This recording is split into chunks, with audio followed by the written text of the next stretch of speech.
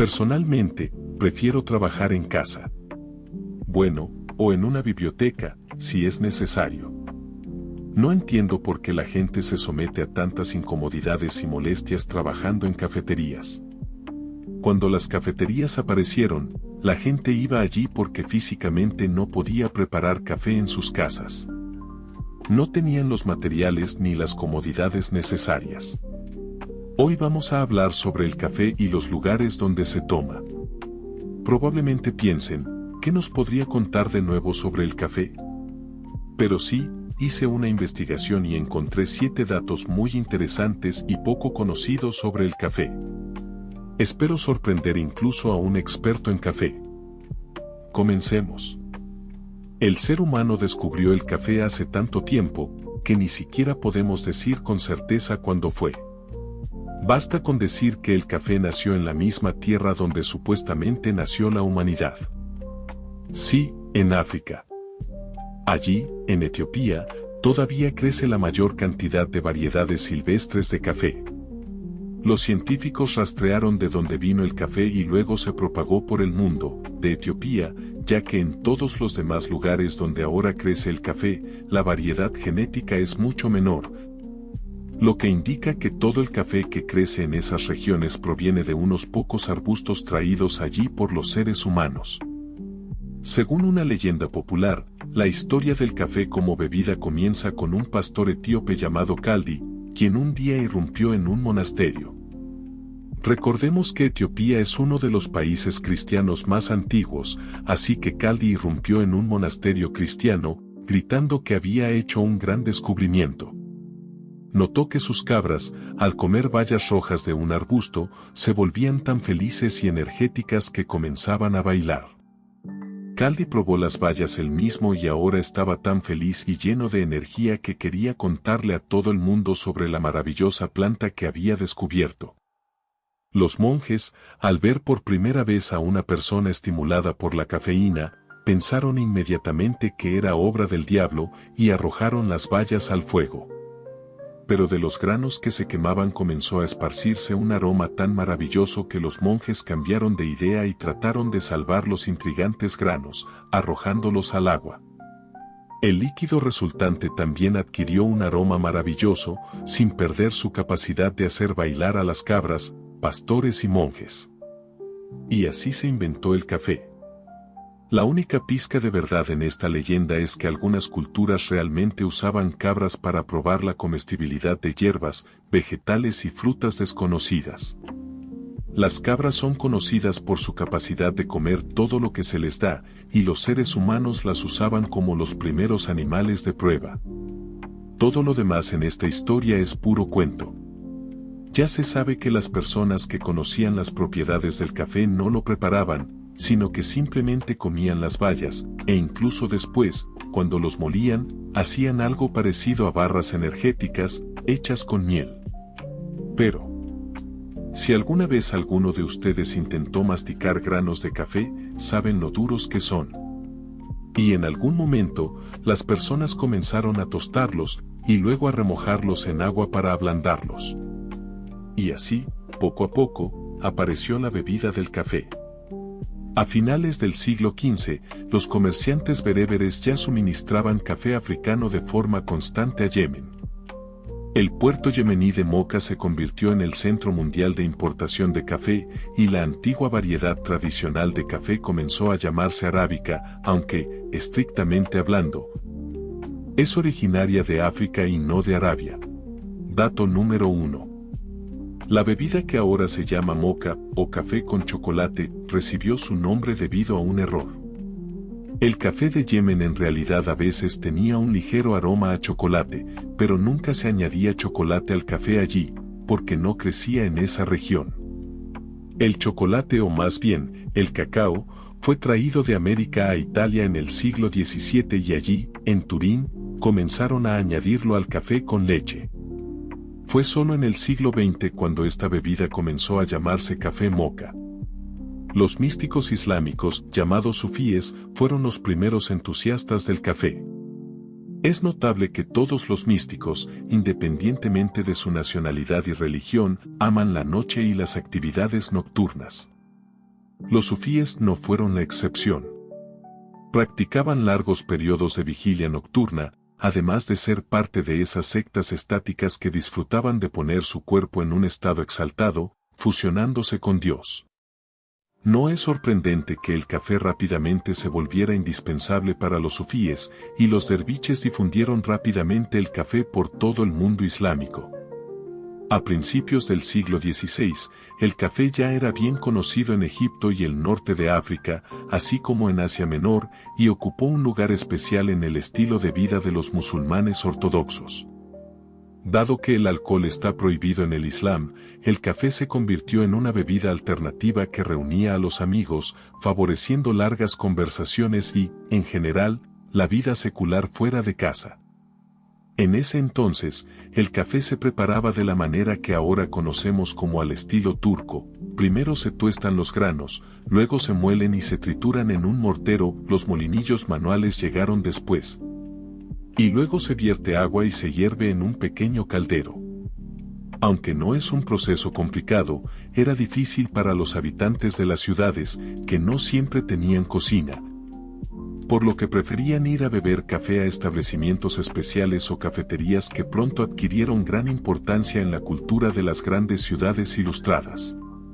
Muchísimas cafeterías surgieron en El Cairo, Alepo e Estambul.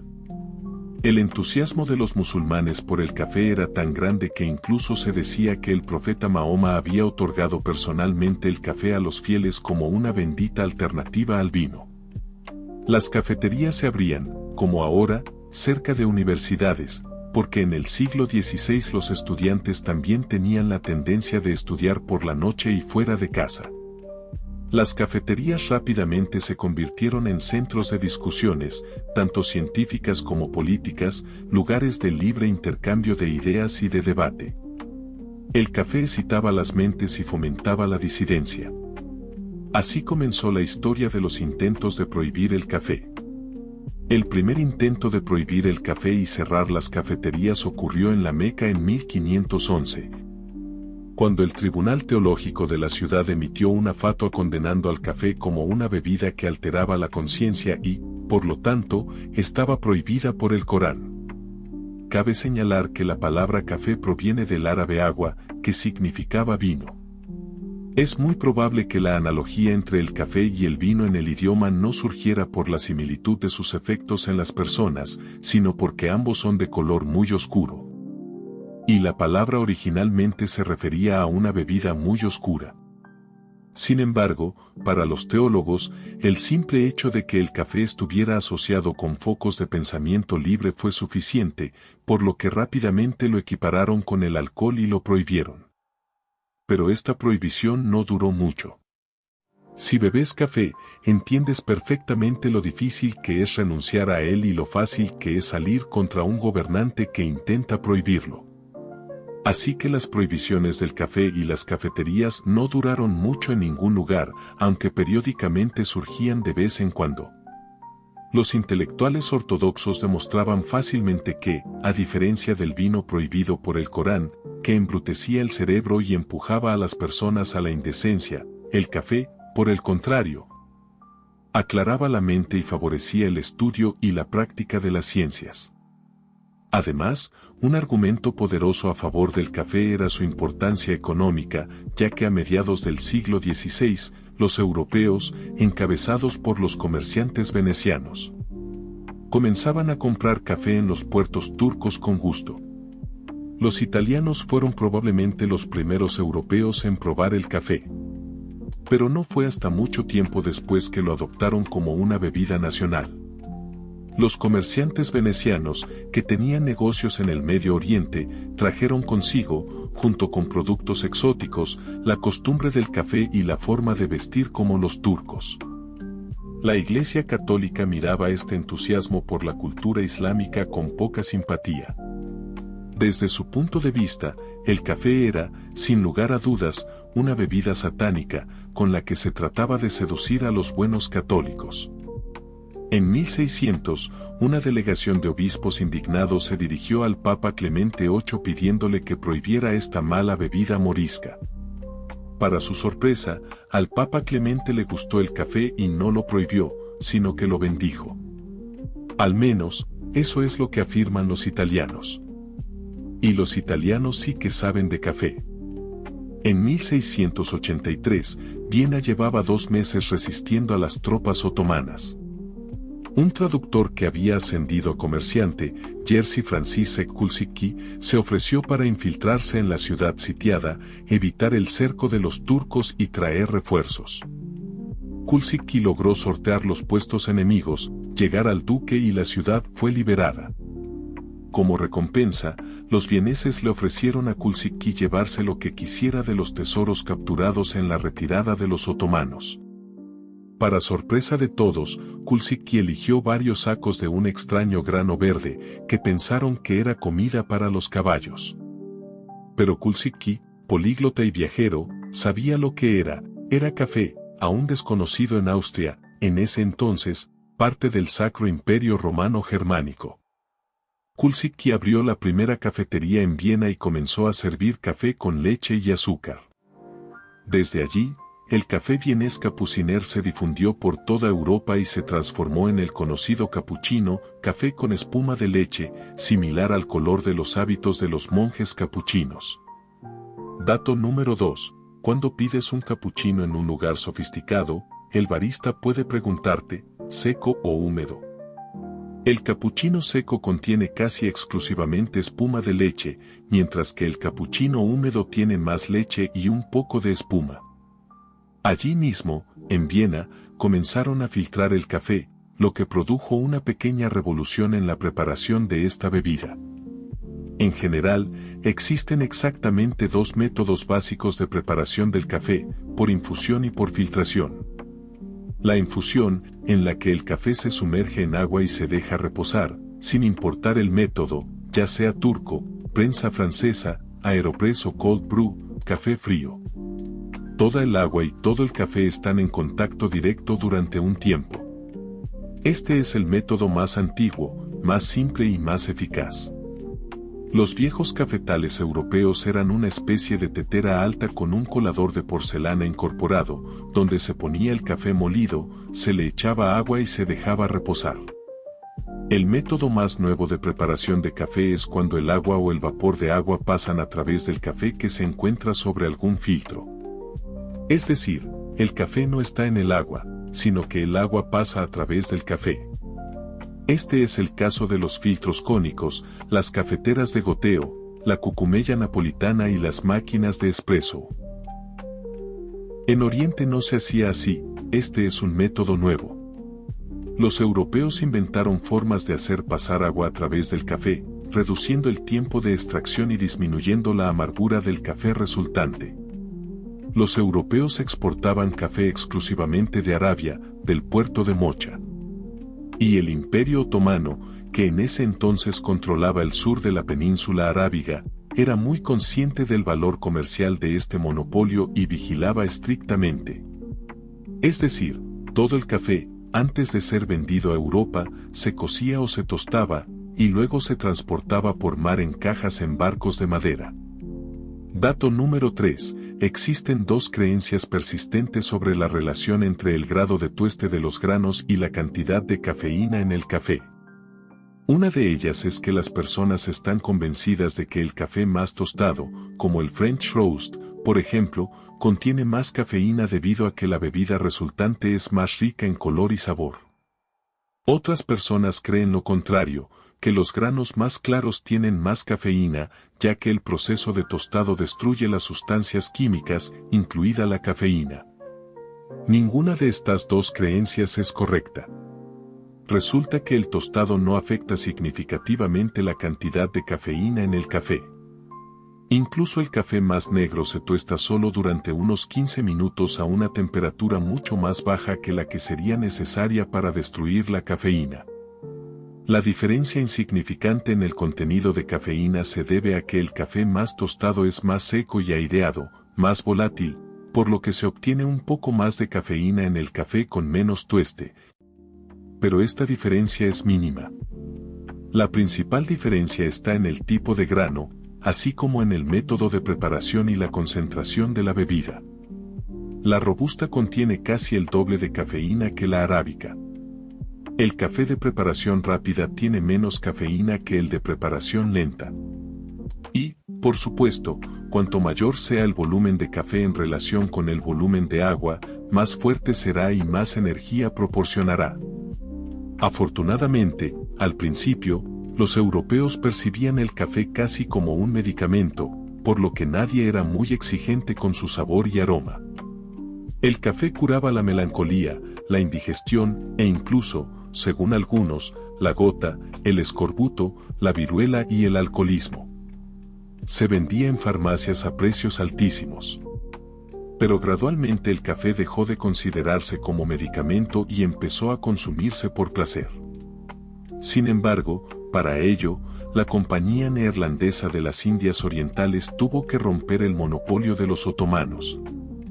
Robando granos de café crudos de Arabia y cultivando arbustos de café primero en invernaderos en Ámsterdam y luego en las colonias neerlandesas en Java.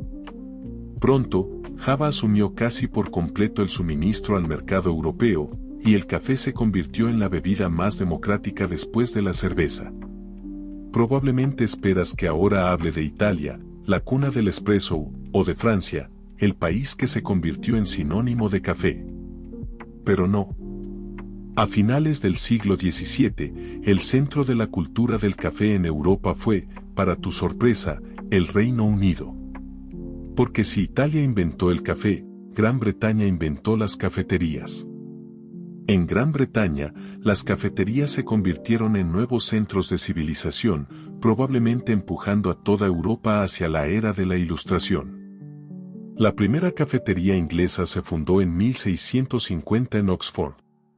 Y, al igual que en el mundo islámico, las cafeterías mostraron una relación excepcional con las universidades. A diferencia de las tabernas y pubs, donde los aficionados a la cerveza pasaban el tiempo en desorden y estupor, los visitantes de las cafeterías podían disfrutar de agradables conversaciones en compañía sobria. El café estimulaba el ingenio y provocaba conversaciones intelectuales. Las cafeterías eran lugares para intelectuales y eruditos, y la atmósfera allí era completamente democrática. En una sociedad que otorgaba gran importancia al estatus social y económico, las cafeterías eran establecimientos únicos que no reconocían barreras de clase. Según las primeras reglas de la cafetería publicadas en 1674, debía haber igualdad entre todos los visitantes y ninguna persona, sin importar quién fuera, debía ceder su asiento a alguien de mayor rango. Cualquiera que tuviera un penique podía entrar. Las cafeterías se convirtieron en universidades de un penique, como las llamaban. Por un penique, se podía obtener una taza de café y acceso ilimitado a toda la sabiduría del mundo, ya que se podía estar allí todo el tiempo que se quisiera, escuchando a las mejores mentes de la época intercambiar opiniones y conocimientos. Era un club para personas cuyo propósito era debatir, debates animados pero civilizados, eruditos pero no aburridos. En las cafeterías prevalecía un estilo educado y moderado de conversación, y si comenzaba una pelea, el iniciador debía invitar al ofendido a una taza de café como castigo. Los debates sobre temas religiosos estaban prohibidos, al igual que el alcohol y los juegos de azar. El alcohol estaba tan prohibido que incluso la costumbre de decir un brindis antes de tomar un sorbo de café desapareció rápidamente, porque se asociaba demasiado con la cerveza y no era apropiado para el tono del establecimiento. Dado que antes la bebida principal de los ingleses era la cerveza y la sidra, que consumían de mañana a noche sin importar la edad. La aparición de una alternativa sin alcohol no podía sino tener un efecto positivo en el estado de las mentes. La expansión del café en el Reino Unido sentó las bases para un impresionante crecimiento económico en las siguientes décadas, porque las personas comenzaron a pensar con claridad. Así comenzó la era de la Ilustración. Dato número 4. El café no te vuelve sobrio, a pesar de la creencia popular. La cafeína no es un antídoto para el alcohol. Te despierta, pero no te vuelve sobrio, y después de beber café seguirás igual de borracho, y además, estarás más nervioso. A principios del siglo XVIII, Londres tenía más cafeterías que cualquier otra ciudad del mundo, excepto Estambul. Las cafeterías londinenses sobrevivieron con éxito a dos graves crisis, la epidemia de peste y el gran incendio de Londres. Incluso después de la epidemia de peste, los londinenses supervivientes continuaron visitando sus cafeterías favoritas, aunque ya no conversaban con extraños con la misma libertad habitual. Antes de entrar, miraban el salón y no se acercaban ni siquiera a los amigos cercanos sin antes informarse sobre la salud de la familia y recibir garantías de que estaban bien. Las cafeterías inglesas ofrecían a sus clientes, además de café y conversaciones, diferentes tipos de publicaciones impresas, periódicos, revistas e incluso algunos de los libros más nuevos que podías leer mientras tomabas tu café y luego discutir con otros visitantes. Los periódicos enviaban mensajeros especiales a recorrer todas las cafeterías con las últimas noticias. Las cafeterías publicaban sus propios boletines de noticias, de los cuales surgieron las revistas Tatler y Spectator. Y, por supuesto, los chismes orales, que por alguna razón no llegaban a la imprenta, eran una de las principales razones por las que todos los londinenses acudían a sus cafeterías desde la mañana. Pero además de ser centros de noticias generales, las cafeterías rápidamente se convirtieron en centros de negocios informales, uniendo a profesionales de diferentes campos. Los hombres de negocios que querían encontrarse con alguien no pedían su dirección, sino preguntaban en qué cafetería solía ir. Incluso se podía dejar una carta en la cafetería para un cliente habitual y ésta llegaba de manera segura a su destino. Con el tiempo, las cafeterías empezaron a especializarse. Grisen, griega, era para los miembros de la Sociedad Real de Ciencias, donde los más eminentes intelectuales británicos, incluidos Newton y Halley, tomaban café. La cafetería de Lloyd se convirtió en el lugar de encuentro de armadores, capitanes de barcos y aseguradores de mercancías, quienes podían encontrar allí socios comerciales y preguntar por el estado de los asuntos en tierras extranjeras. Esto transformó gradualmente a Lloyd's de una cafetería a la mayor compañía aseguradora de Europa. Jonathan's, que se abrió en un callejón cerca de la bolsa, exhibía en sus paredes los precios de las acciones y productos al por mayor, y los corredores de bolsa que habían sido expulsados por su comportamiento turbulento encontraron allí un refugio permanente. Jonathan se convirtió en el escenario de los intensos giros del escándalo de la Compañía de los Mares del Sur y otros escándalos y pánicos financieros de la época. Dato 5. Mucha gente está convencida de que el café espresso contiene una gran cantidad de cafeína, pero no es así. Debido a que el espresso implica una extracción muy rápida bajo presión, la cafeína no tiene tiempo de salir completamente de los granos al líquido. La mayor parte de la cafeína se libera durante el primer minuto de la extracción y el tiempo de preparación del espresso es solo de 20 a 30 segundos. Además, el espresso es una porción muy pequeña, por lo que los italianos pueden tomar hasta 10 tazas al día y no terminan corriendo por las paredes. El tipo de café más cargado de cafeína es el cold brew, una infusión fría, cuando se deja el café en agua o leche durante todo un día.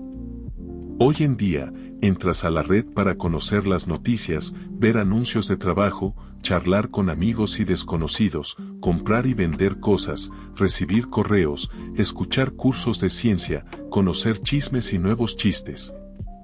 Divertirte. Y todo esto lo obtenías en una cafetería londinense de los siglos XVII-XVIII. Claro, si eras hombre. Porque no se permitía la entrada a damas en las cafeterías londinenses, bueno, a las damas decentes, entre comillas. A diferencia de Italia y Austria, en Inglaterra las damas respetables no iban a las cafeterías. Las mujeres podían trabajar en las cafeterías como camareras o, en el segundo piso, como pasteleras. Incluso podían ser propietarias de cafeterías, pero no podían participar en este nuevo y maravilloso mundo, reservado solo para los hombres. Muy pronto, las mujeres británicas, molestas porque sus maridos comenzaron a regresar a casa después de anochecer, oliendo a café, perfumes baratos y nuevas tendencias políticas se rebelaron por completo y, probablemente en colaboración con los propietarios de tabernas, que veían cómo las cafeterías les quitaban clientes, escribieron un memorando sumamente satírico y bastante obsceno. Tras una furiosa investigación y debates entre mentes científicas, podemos atribuir la catástrofe que se desató a nada más que al consumo excesivo de esta moderna, desagradable y pagana bebida llamada café, que ha despojado el organismo de nuestros maridos y ha mutilado a nuestros selectos galanes, dejándolos tan estériles como los desiertos de donde, según dicen, proviene esta desgraciada valla. Pues la constante ingestión de esta bebida maldita es suficiente para hechizar a los hombres de 20 años y hacer que se les aflojen las ropas sin necesidad de hechicería. Los convierte en tan delgados como el hambre, tan desgarrados como la envidia, o como un viejo y lamentable zapato aplastado por un íncubo. Salen de allí sin nada húmedo, salvo sus narices mocosas, nada que se doble, salvo sus articulaciones, y nada que se mantenga erguido, salvo sus orejas. Este fue el fragmento más decente. El texto completo está en Internet. Por supuesto, en realidad este memorando probablemente no lo escribieron las mujeres y no estaba dirigido al café, que supuestamente volvía a los hombres incapaces de cumplir con sus deberes matrimoniales. Esta sátira estaba dirigida contra las cafeterías que irritaban enormemente al rey Carlos II, quien, un año después de la publicación de esta petición, intentó cerrarlas. Pero no logró prohibir el café. Dato 6. En 1911, Estados Unidos estuvo a punto de incluir la cafeína en la lista de sustancias narcóticas junto con la cocaína. Afortunadamente, el proceso judicial Estados Unidos contra 40 barriles y 20 barriles de Coca-Cola fue ganado por Coca-Cola, que demostró que su bebida no causaba dependencia. Si hubieran perdido, hoy compraríamos café en la farmacia con receta médica. El café en el Reino Unido se retiró y pasó a un segundo plano solo a finales del siglo XVIII, cuando la coyuntura y la moda empezaron a cambiar. La Compañía de las Indias Orientales, esta vez británica, inundó el mercado nacional con un nuevo producto de moda, el té. A diferencia del café, el té era mucho más fácil de preparar en casa, simplemente se pone agua hirviendo en la tetera y listo. El té rápidamente se hizo popular y reemplazó al café como bebida social. El té unió a hombres y mujeres. Los clubes de caballeros, a su vez, ofrecieron a los hombres un nuevo refugio lejos de casa y la familia. El esnobismo comenzó a surgir. El democrático ambiente de las cafeterías comenzó a parecer vulgar. Gran Bretaña votó por el té y las reuniones privadas entre iguales. Mientras tanto, al otro lado del océano, en la colonia rebelde, el café encontró nuevos partidarios políticos. En protesta contra los impuestos que el gobierno metropolitano imponía a las colonias sin preguntarles su opinión al respecto, los estadounidenses comenzaron a boicotear el té británico y América pasó al café. Y desde entonces, los estadounidenses no pueden imaginarse la vida sin café, aunque, desde el punto de vista de muchos europeos, lo que ellos beben no puede ser considerado café. Pero, fuera de la calidad del café, tenía la capacidad de agitar las mentes y alimentar los ánimos revolucionarios. Los hijos de la libertad se reunían en la cafetería El Dragón Verde en Boston para planear la guerra revolucionaria contra Gran Bretaña. De la misma forma, unos años después, al otro lado del océano, en los cafés de París, Camille Desmoulins y sus seguidores empezarían a incitar al pueblo lleno de cafeína a asaltar la Bastilla. Dato 7. En 1869, una epidemia de hongo Emileia bastatrix destruyó prácticamente todas las plantaciones de café arábica en Asia, desde la India hasta Filipinas. Comienza la búsqueda desesperada de una nueva variedad de café y aparece la robusta, una subespecie de África Central, muy resistente a las enfermedades, que contiene el doble de cafeína. Durante mucho tiempo, los franceses bebieron principalmente robusta, que cultivaban en su Indochina, y se acostumbraron a su sabor amargo y fuerte. A los turistas en París aún les sorprende cómo una nación tan famosa por su cocina soporta un café tan desagradable desde la perspectiva de un europeo promedio. Mientras en Europa y América del Norte se impulsaba a las sociedades a luchar por la libertad contra la tiranía, en los lugares donde se cultivaba este café, había peores condiciones de vida, sin hablar de la esclavitud. Estados Unidos logró convertirse en el segundo país consumidor de café más grande del mundo solo gracias a que, cuando se comenzó a boicotear el té, los franceses y portugueses ya habían establecido plantaciones de café en sus colonias americanas. Y allí comenzó un terror espantoso. El cultivo de café requería una enorme cantidad de mano de obra, lo que significaba la importación de esclavos africanos, la tala de bosques y la destrucción de la población indígena. Brasil, que a mediados del siglo XIX se convirtió en el mayor productor mundial de café, lo sigue siendo hasta hoy, para mantener un nivel suficiente de producción impulsado por el aumento de la demanda.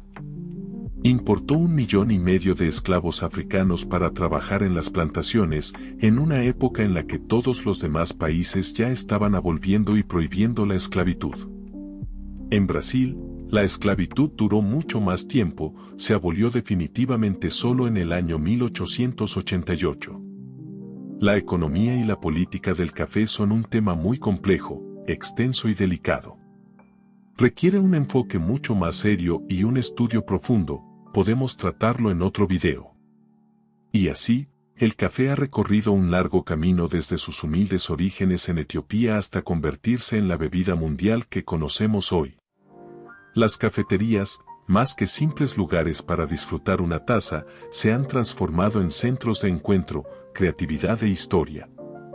Hoy en día, podemos encontrar miles de cafeterías en cada rincón del planeta. Desde el café de la mañana hasta la merienda con amigos, esta bebida sigue siendo parte de nuestra vida cotidiana, siempre acompañada de historias, tradiciones y momentos especiales. Si te ha interesado este viaje por el mundo del café, no olvides darle like al video y suscribirte para más historias sorprendentes. Hasta la próxima, y que disfrutes de tu próxima taza de café con una nueva perspectiva.